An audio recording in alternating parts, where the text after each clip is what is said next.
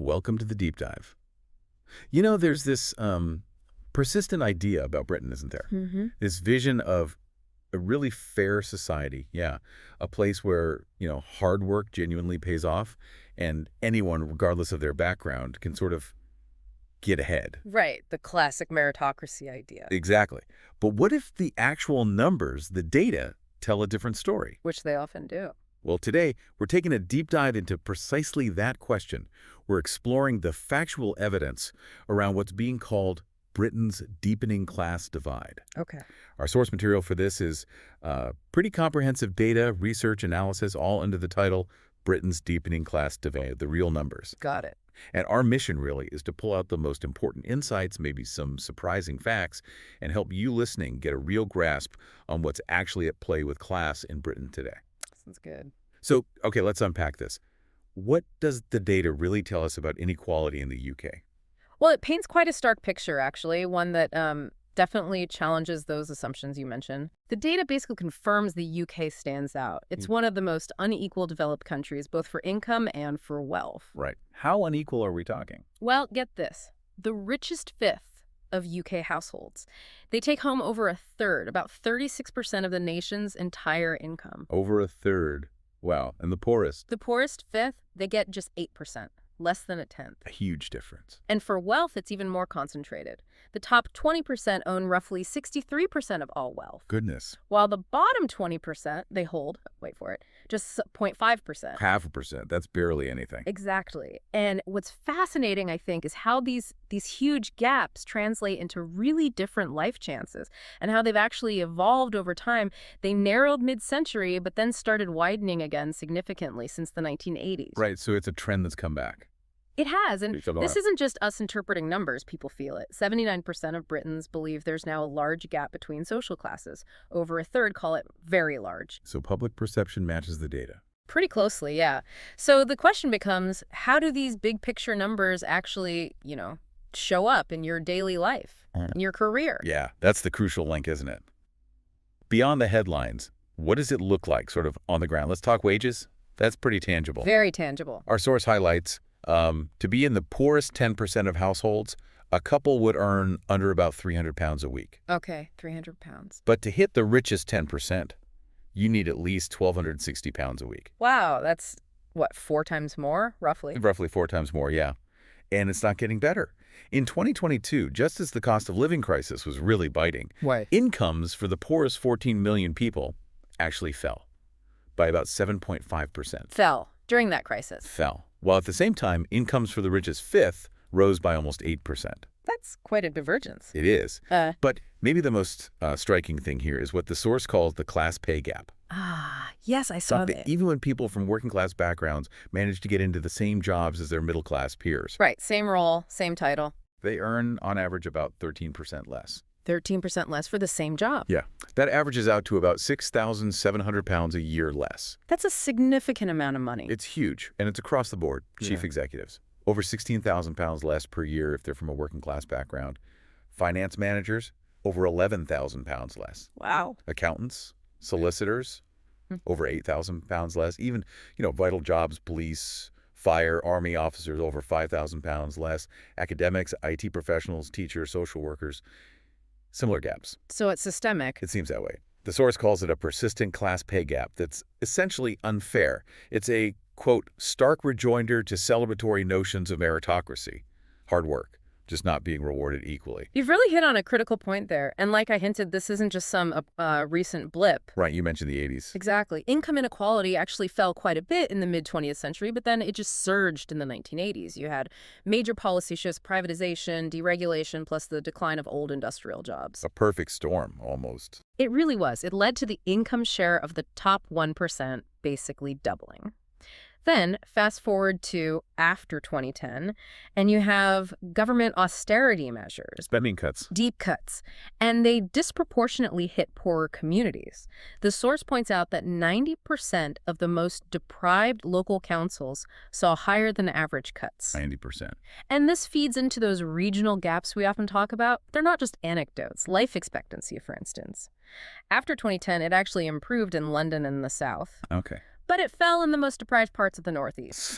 Life expectancy went down. It did in those areas. One study found a 20% higher risk of dying before 75 in the North compared to the South. 20%. Which translates incredibly to about 38,000 excess early deaths every single year. 38,000 people. That's hard to get your head around. It is. So given these sort of systemic things, these regional divides, Right. how does this then play out in education, which we always hope is the great social leveler, right? You really do hope that, don't you? That education can bridge these gaps. But the data seems to strongly challenge that idea. How so? Well, school funding, school quality. They vary significantly by class and by region. Our sources show school spending per pupil was cut. Cut, not just frozen.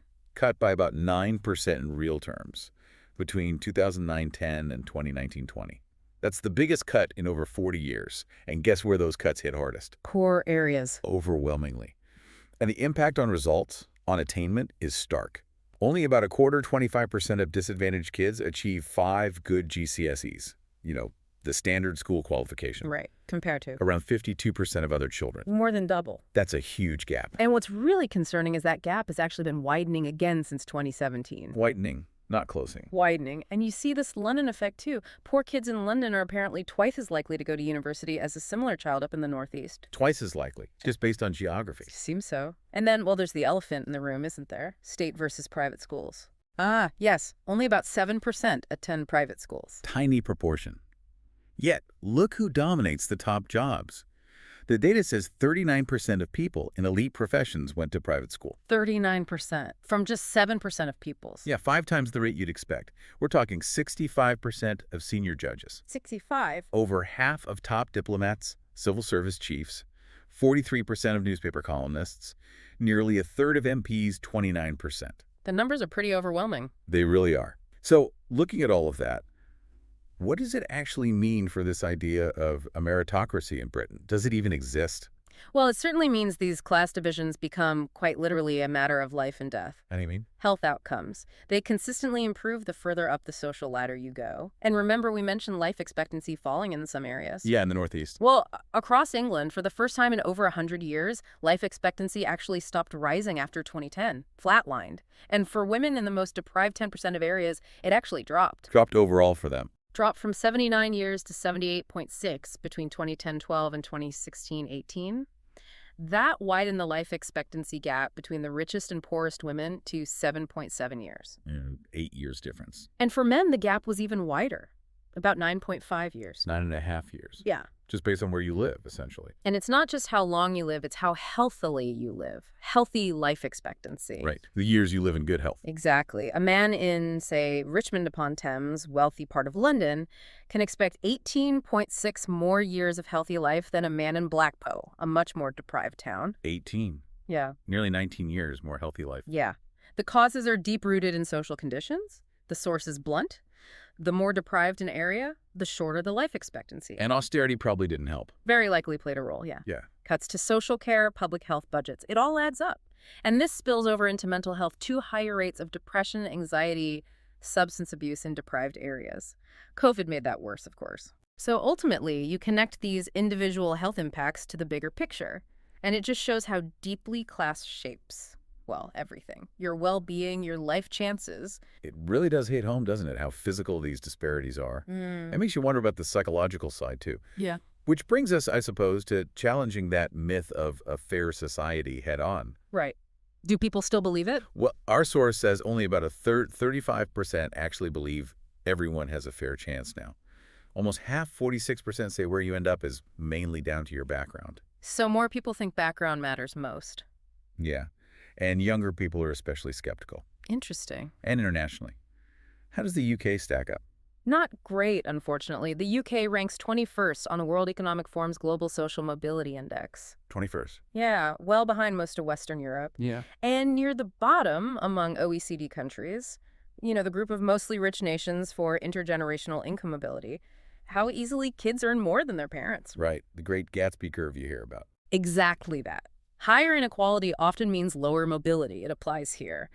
And progress seems to have stalled. The source says social mobility has stagnated for at least 4 years since 2019. Stagnated. And poverty. Big increases in child poverty since 2012.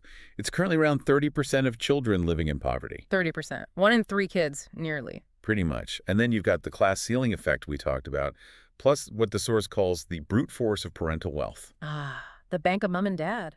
Yeah, funding unpaid internships, helping with house deposits, things that give some people a massive leg up. It just tilts the playing field even more. So, okay, we've seen the stats on pay, education, health, mobility.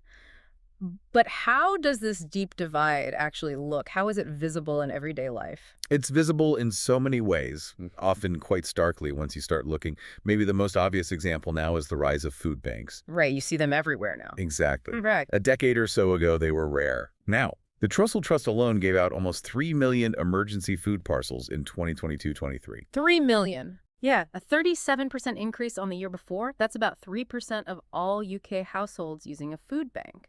And many of them are working families, which is crucial. Families with jobs still needing food banks. Yes.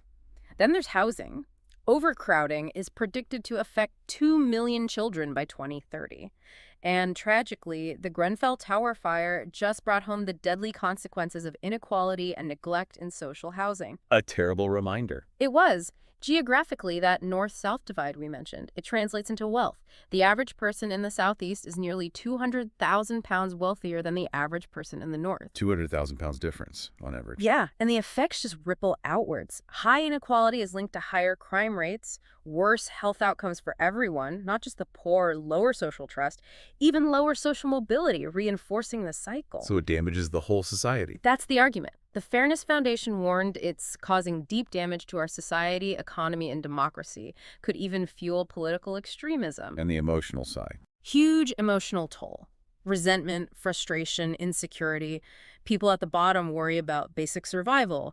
People in the middle worry about falling down the ladder. Even people at the top might worry about social instability. Yeah, a sense of unease all around. Exactly. So if you connect all that, it's clear. Inequality isn't just some abstract moral issue. It's a really practical problem affecting everyone in pervasive ways. Okay, so given, well, all of that, this really quite bleak picture, what about the government response? Has there been an attempt to tackle it? Well, there's the leveling up agenda. Right, launched in 2022. Yeah. The white paper, the 12 missions to spread opportunity more equally by 2030. It's definitely an acknowledgement of the problem. It is, and they point to concrete steps. Things like the Leveling Up Fund, creating metro mayors, town deals, the pupil premium for disadvantaged school kids. And raising the minimum wage to the national living wage. Yes, up to £10.42 an hour in 2023. So there are initiatives. But what do the critics say? Is it working? Is it enough? Many argue the progress has been slow and piecemeal. That's a common criticism. Some point out that a lot of these funds are basically just replacing money that used to come from the EU for regional development. So not necessarily new money overall. That's the argument. And on the social safety net, policies like the 2-child limit on benefits or the decision not to make that £20 universal credit uplift permanent. That extra 20 pounds a week during the pandemic. Yeah. Critics say decisions like that are actively keeping working poor families in hardship. And education funding. You mentioned cuts earlier. Well, despite some recent increases, school spending in 2022 was still no higher in real terms than it was back in 2009. It's still lagging behind. Which led the National Education Union to accuse the government of entrenching inequality. Now, the government vehemently denies that, of course. Of course. So we have this huge problem identified, acknowledged to some extent, some policies put in place, but also significant criticism about their effectiveness. What does this all mean for, well, for the road ahead, for Britain? Well, summing up, I think the evidence we've gone through in this deep dive really lays it bare. Britain's class divide, it's real, it's wide, and in some ways it seems to be growing. Yeah. It impacts everything: income, wealth, education, health, your chances in life. To quote the source again, it paints a picture of a deeply unfair and unequal country. And that matches how people feel, you said earlier. It does seem to align closely with that public perception that the fair society idea feels pretty distant from reality for many people. Which I suppose raises the big question for all of us: can Britain actually tackle this? Is it possible to turn it around? It's a huge question, isn't it? The challenges look immense based on what we've discussed. But I guess it's worth remembering Britain has overcome sharp class divides before. Think about the post-war period. True, there are historical precedents. And the roadmap for change, when you listen to experts, it often seems to come back to similar things. Policies that genuinely invest in people, quality education for everyone, decent jobs everywhere, affordable housing, strong public services. The building blocks of a fairer society. Exactly. And maybe the purpose of looking at these stark numbers, these sometimes uncomfortable facts, is to really highlight those pain points, to debunk any sort of complacent idea that, we're all in it together, or that class doesn't matter anymore. Because it clearly does. It clearly does. Yeah. It seems very much alive and powerfully shaping Britain right now. And, fundamentally, inequality like this pangs like a brake, doesn't it? A brake on a whole nation's potential. That's a good way to put it. So if tackling this divide could actually benefit everyone, through higher productivity, maybe lower crime, better health across the board, greater unity, what does it say about a society that finds it so hard to release that brake? What will it really take for Britain to become that fair society it often imagines itself to be, and maybe more urgently?